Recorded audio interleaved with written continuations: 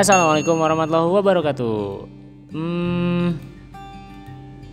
Iya, udah hadir semua tulisannya. Lanjut, kita mainan kelas 11 SMA lagi, fisika di gelombang cahaya, sequel dari gelombang bunyi ya. Jadi ceritanya gelombang itu banyak banget yang dibahas karena salah satu entitas dari dua entitas yang kita obrolin di fisika. Entitas di sini maksudnya bahasa saya doang sih sebenarnya. Kita kan ngomongin fisika itu kalau nggak pada cair gas, satunya lagi adalah gelombang dan partikel. Nah, kelas 1 sampai semester 3, kelas 1 dan 2 alias semester 1, 2, dan 3, kita udah banyak ngomongin partikel. Nah, mulai dari semester 4 kita banyak ngomongin gelombang. Dari mulai kita ngomongin gelombang mekanisnya, ngomongin bunyi, dan ngomongin cahaya sekarang ya. Lanjut yuk, kita next lagi. Bentar, outline dulu ya. Kita ngomongin gelombang cahaya di sini bisa dibilang juga materinya disebut optika fisis ya.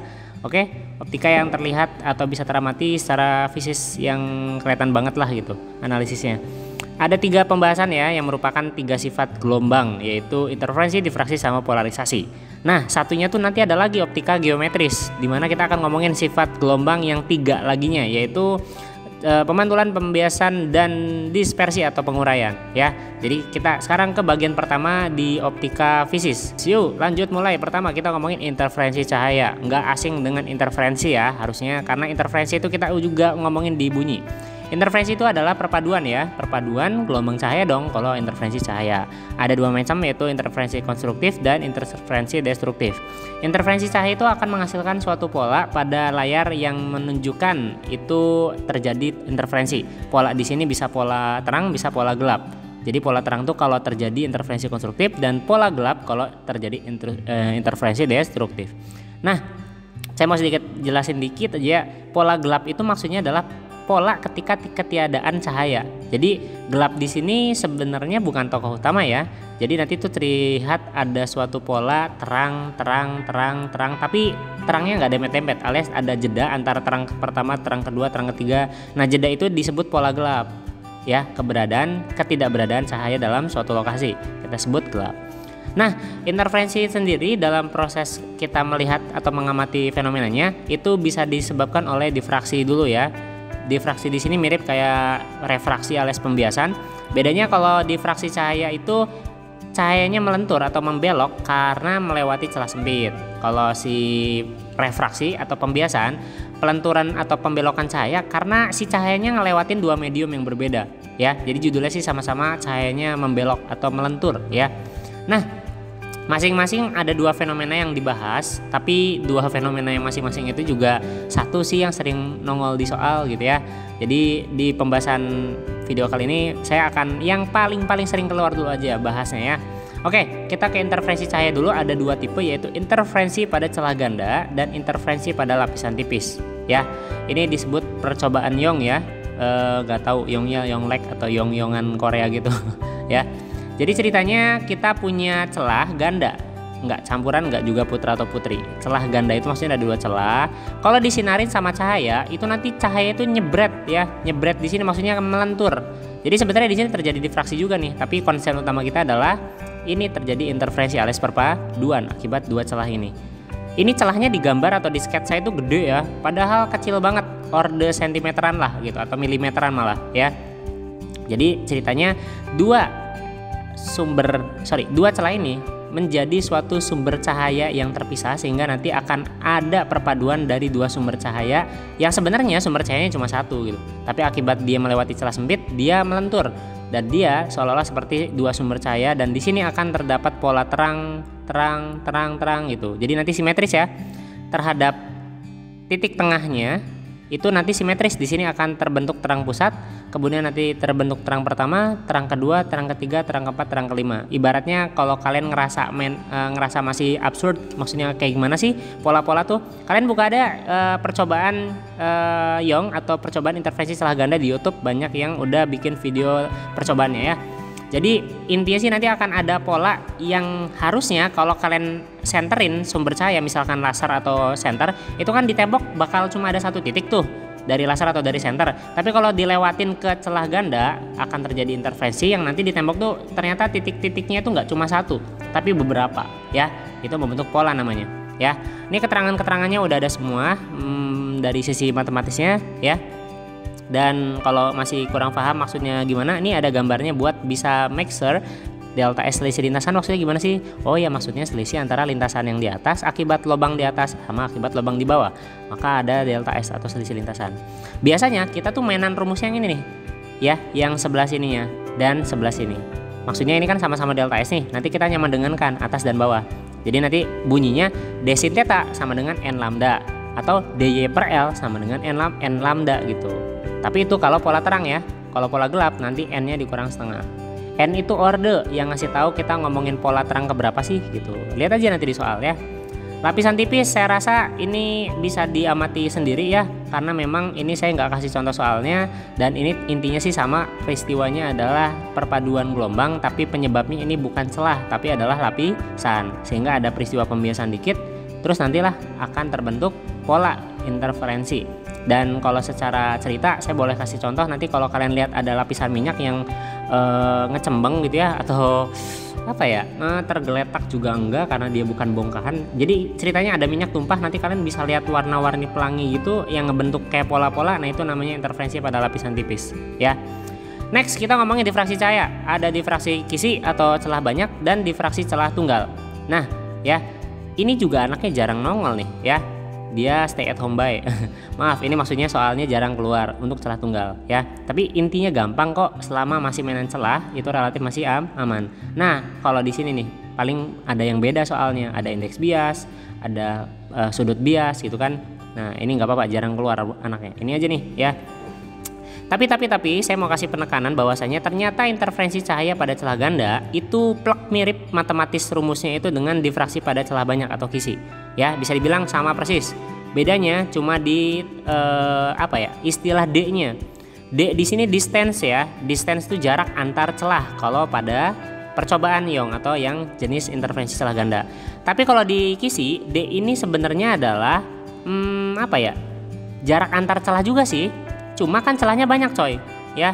Jadi nanti cara nyarinya itu didapat dengan cara 1 dibagi N atau 1 dibagi K, banyaknya celah ya. Lebih jelasnya nanti kita lihat di pembahasan soal. Jadi intinya sih D-nya nanti di kisi itu punya definisi lagi, yaitu D sama dengan 1 per K atau 1 per N. Di sini lambangnya K, tapi nanti di soal lambangnya N.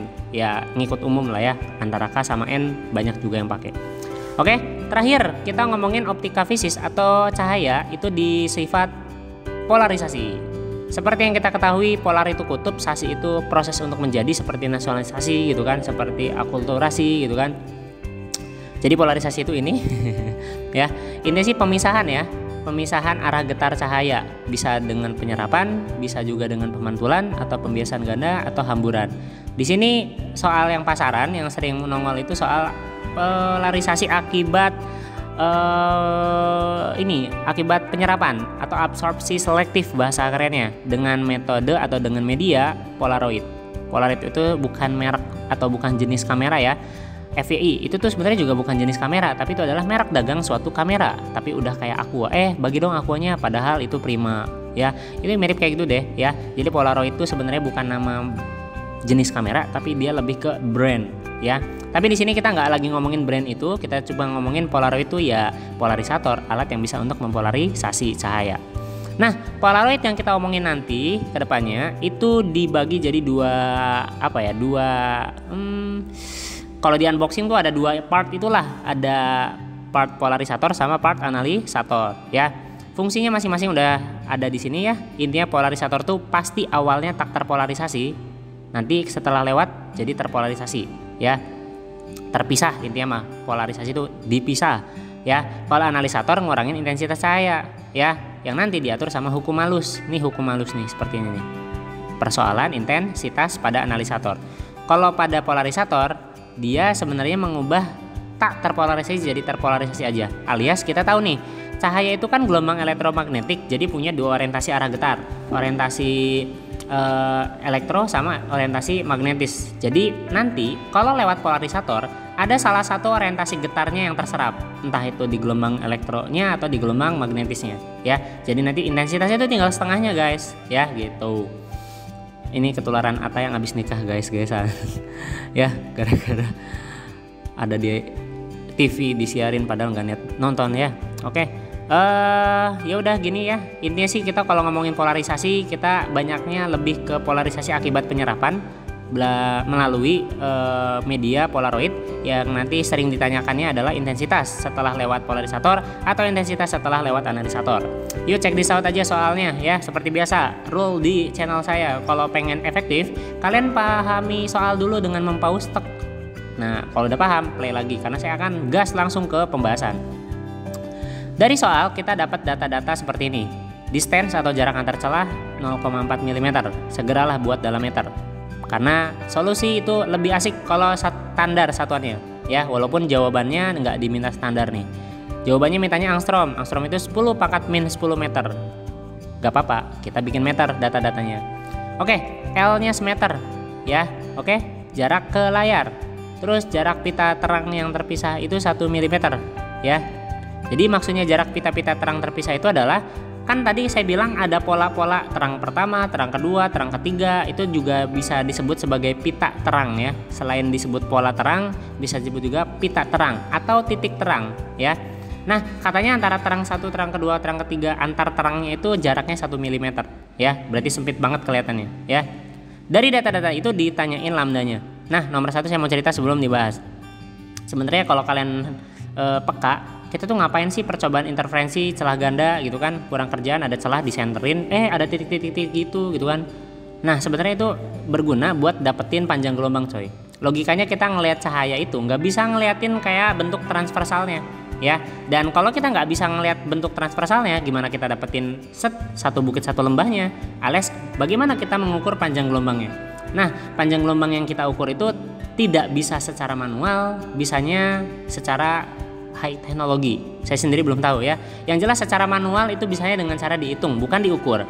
Dihitung pakai rumus ini, interferensi. Ya, kan dengan data-data yang ada, dengan rumus seperti ini kita bisa dapetin lambda loh, ya. Coba, kita nggak punya data sudut. Berarti jangan pilih yang d sin theta. Pilihlah yang dy per L, ya. dy per L. BTW, ini punten ya. P sama Y itu sama. Jarak pola, ya. Ada textbook yang bikin Y, ada juga yang bikin namanya P ya, nggak apa-apa. P itu bukan punten. Kalau japri WA atau tweet atau apa, Twitter japri IG gitu kan, P itu bukan punten ya. P itu adalah jarak pola ya. Oke, kita pakai yang dy per L sama dengan n lambda. Kok gitu? Satu, alasannya adalah karena kita nggak punya theta. Kedua, ini kan sama-sama delta S, berarti boleh digabung. Ketiga kita pakainya yang pola terang bukan pola gelap, karena di sini jelas-jelas datanya itu terang. Jadi dy per L-nya bukan yang n-1/2 lambda, pakainya yang n lambda.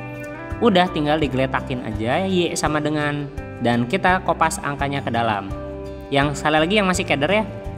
Yang masih keder, y itu sama dengan p tuh. Y-nya saya isi sama 10 pangkat min 3, sama aja kayak p.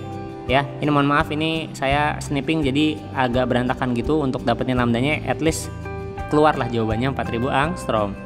Setelah kalian dapetin meternya dulu ya, meternya dibikin angstrom. Kalau nggak bisa, wis yang penting ada angka 4-nya, kelar deh urusan ya.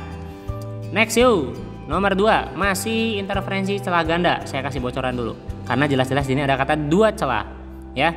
Nah bedanya sekarang dia minta pertanyaannya tuh jarak antara gelap ketiga dan terang kelima. Berarti jarak pola dong. Kan persoalan gelap sama terang itu adalah pola ya. Maka yang ditanya itu adalah sebenarnya delta P-nya ya. Delta P-nya untuk pola gelap ketiga dan terang kelima. Kita lihat untuk mainan pola, muncrat dilap dulu. Untuk mainan pola itu kita akan muntahkan lagi. Akan kita taruh di bagian N ya, alias orde atau pola ke N-nya.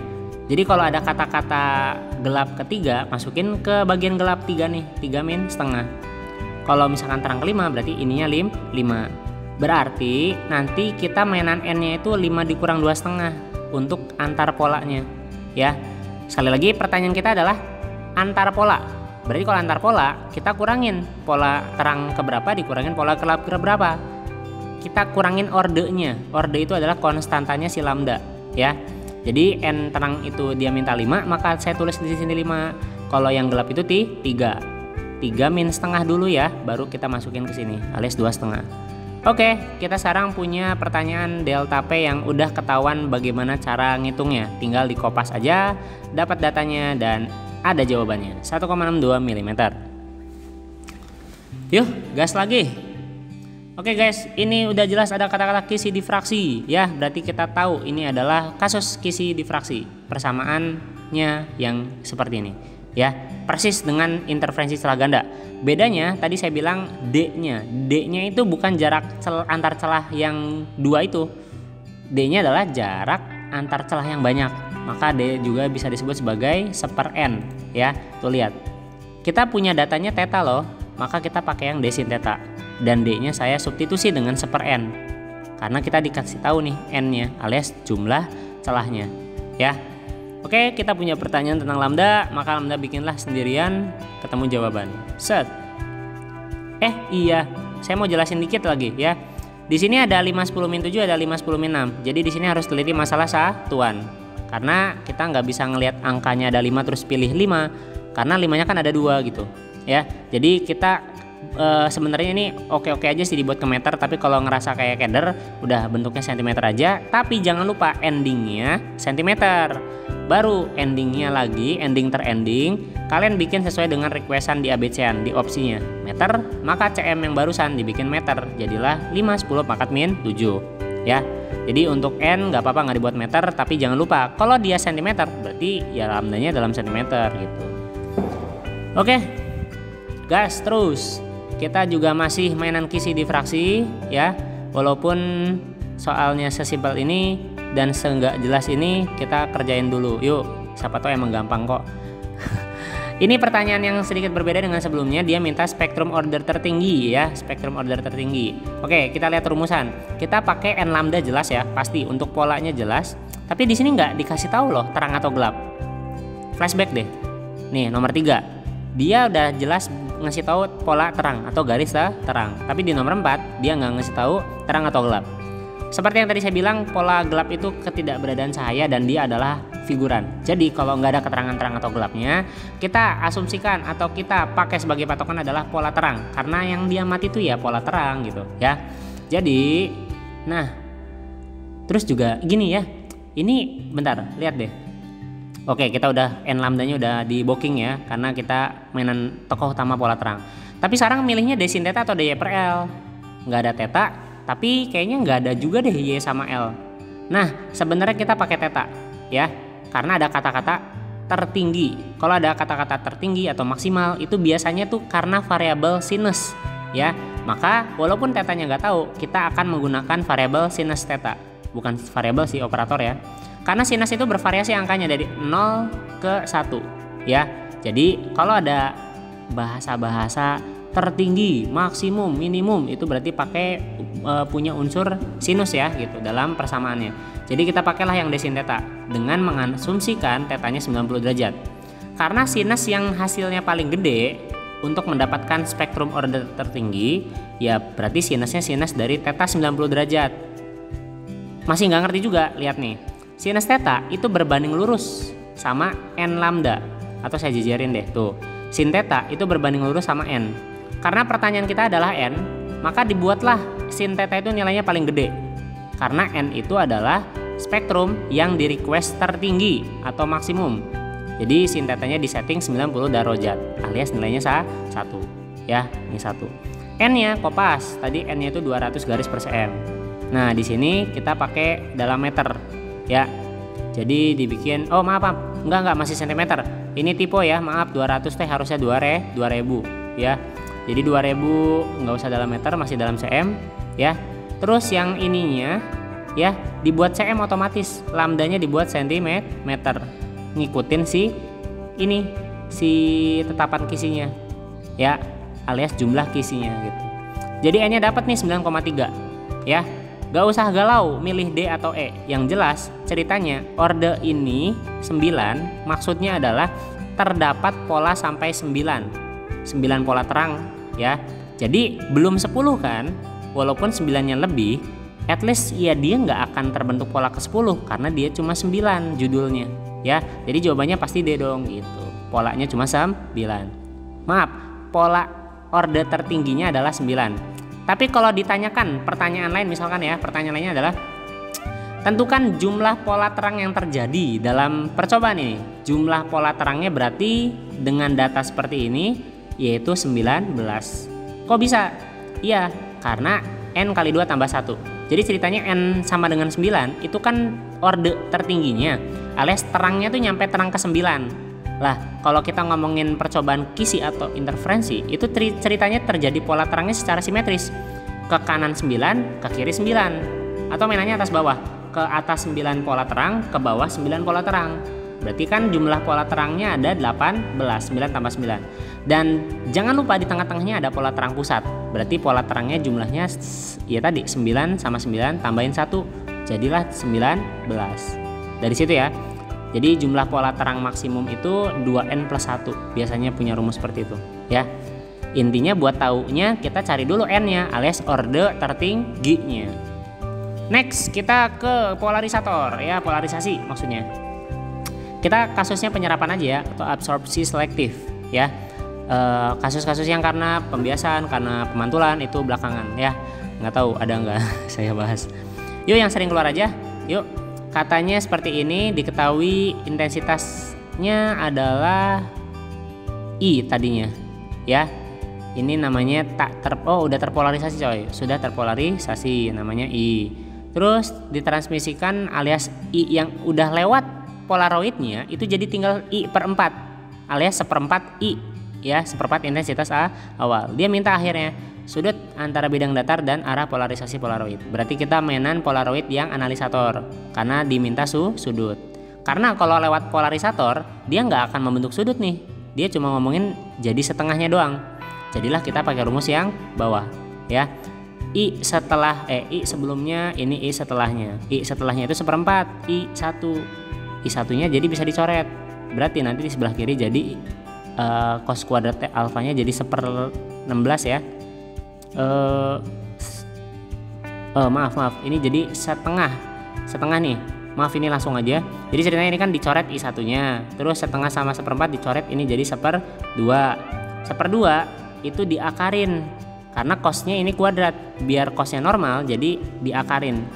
Yang kanan cos kuadrat diakarin jadi cos, yang kiri akar setengahnya jadi setengah akar 2. Jadilah cos yang hasilnya setengah akar 2 adalah 45 derajat gitu ya. Pak masih nggak ngerti? Wah itu karena trigonometri, sorry ya trigonometri di matematikanya, mohon maaf. Jadi intinya sih ini persoalan nyari hasil sudut berapa yang cos kuadrat alfanya itu setengah ya gitu. Next, polarisasi lagi, dan ada sedikit perbedaan sekarang. Ada cahaya alami. Cahaya alami itu maksudnya belum terpolarisasi. Berarti I0 bukan I1 ya. I0-nya seperti ini. Terus katanya setelah melewati polarisator dan analisator tinggal 0,375. Maka sudut antar polarisatornya berapa gitu. Ya udah kita mainan sudut lagi ya. Berarti mainan analisator. Katanya I-nya itu adalah 0,375 I0 ya. Oke. Dan yang ditanya adalah sudutnya ya. Jadi ya dicoret I0-nya. Selesaikan 2 ke sana jadi 0,75 ya. 0,75 itu 3/4. 3/4-nya diakarin karena ini cosnya harus diakarin ya biar jadi cos. Akar 3/4 setengah akar 3. Jadi alfanya adalah 30 derajat. Ya. Oke. Jadi sebenarnya kalau dia nanya sudut, kita udah jelas pakai yang rumus yang ini. Kalau dia nggak nanya sudut, kita pakai rumus yang setengahnya. Ya. Oke, bahasnya segini dulu aja. Mudah-mudahan bermanfaat walaupun sedikit, tapi at least ngasih penjelasan yang penting-pentingnya aja di cahaya sebagai gelombang yang ngomongin optika fisis, yaitu ada interferensi, difraksi, dan polarisasi. Dan yang sering keluar interferensi setelah ganda, difraksi setelah banyak, dan polarisasi karena absorpsi selektif. Ya, thank you. Wassalamualaikum warahmatullahi wabarakatuh.